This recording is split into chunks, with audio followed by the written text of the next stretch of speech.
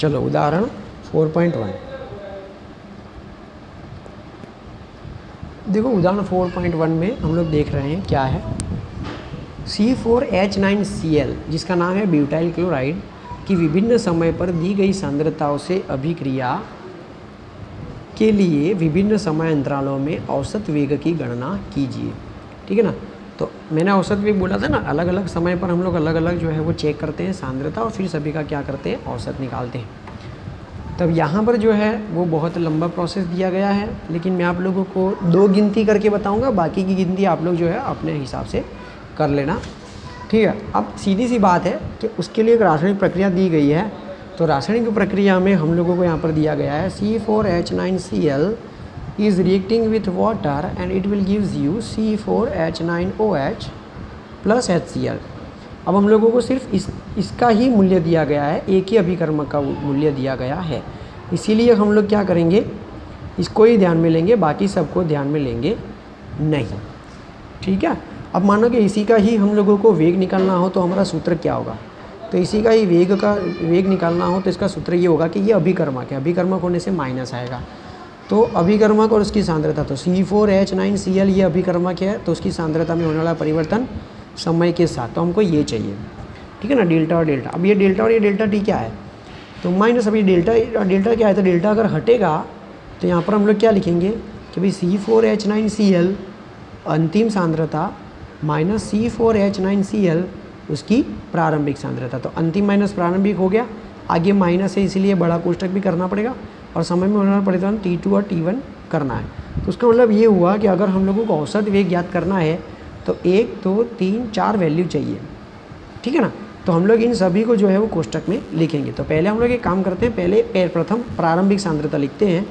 तो C4H9Cl और उसकी प्रारंभिक सांद्रता, तो उसकी प्रारंभिक सांद्रताएं जो दी गई ना उसको लिख लेते हैं, कॉपी कर लेते हैं।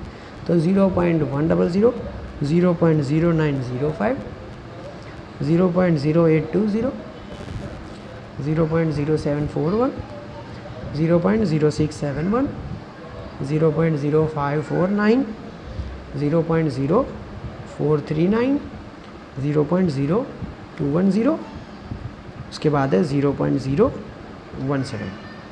तो अब 1 है तो उसकी अंतिम वैल्यू भी चाहिए। अब उसकी अंतिम वैल्यू क्या होगी, तो अगर 0.100 अगर उसकी प्रारंभिक वैल्यू है तो 0.09 जो उसके नीचे होती है वो उसके लिए उसकी अंतिम वैल्यू हो जाती है।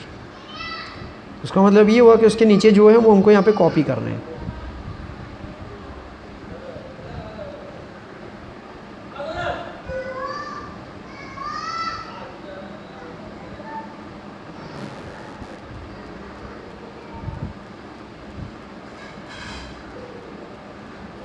अब इसके लिए कोई प्रारंभिक मतलब कि अंतिम वैल्यू नहीं है, इसलिए इधर डैश आएगा।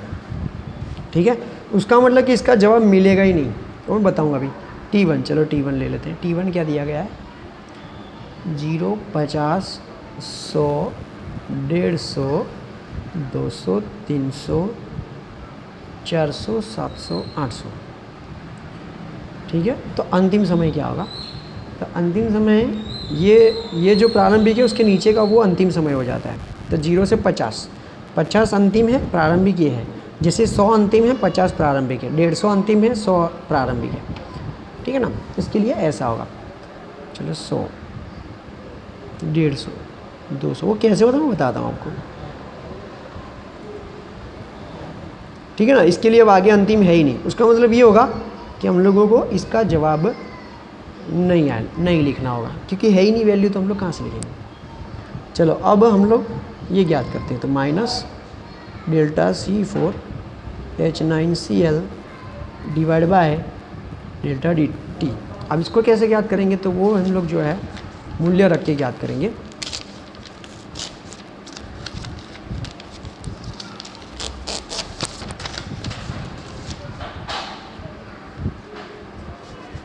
चलो ठीक है। तो पहला मैं ज्ञात करता हूँ, देखो ये पहला मैं ज्ञात करता हूँ। दूसरा 1 2 3 4 5 6 आपको ज्ञात करने हैं। पहला दूसरा ज्ञात करके बताता हूँ। ये अंतिम, ये प्रारंभिक, ये अंतिम है, ये प्रारंभिक और ये अंतिम है। चलो तो सूत्र लिखेंगे, average minus delta C4H9Cl divide by delta T minus, आप लोग ये वाला स्टेप डायरेक्ट लिख सकते हो, C4H9Cl2 माइनस C4H9Cl1 डिवाइड में T2 माइनस T1। ठीक है, अब 2 की वैल्यू कितनी है और 1 की वैल्यू कितनी है, तो ये रही 2 की वैल्यू पहले के लिए 0.0905 और ये 100, तो 0.0905 माइनस 0.100, समय कितना है T2 माइनस T1, 50 माइनस 0, तो इसका आंसर अगर आप लोग कैलकुलेट करके, ठीक है, ये कोष्टक में है, ठीक है, देखो ये वैल्यू छोटी होती है, ये वैल्यू बड़ी होती है, तो उसके आगे क्या है माइनस, ठीक है ना। अब माइनस, उसके बाहर भी क्या है माइनस, तो इसके अंदर की वैल्यू माइनस आएगी और बाहर माइनस है, माइनस माइनस क्या आ जाएगा प्लस। रासायनिक प्रक्रिया का वेग तो हमेशा प्लस में ही आएगा, माइनस में कभी वेग आता ही नहीं है।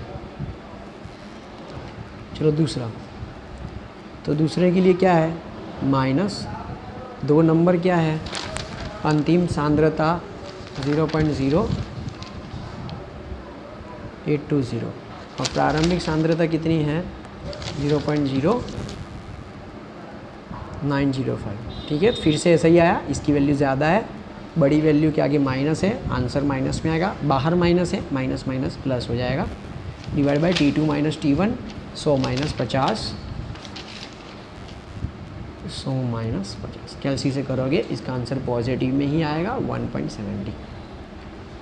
बोलो समझ में, इसका मात्रक क्या आएगा बताओ, तो इसका मात्र, इसकी सांद्रता दी गई होगी टेक्स्ट बुक में मोल पर लीटर, हाँ मोल पर लीटर दिया है, और समय किस में दिया है, सेकंड में दिया है कि मिनट में, तो सेकंड में दिया है, तो प्रति क्या हो जाएगा सेकंड। ठीक है, तो ये 2 वैल्यू मैंने ज्ञात की, तीसरी और चौथी और उसके आगे वाली सारी वैल्यू जो है वो आपको ज्ञात करनी होंगी। ठीक है, तो ये था आप लोगों का उदाहरण 4.1।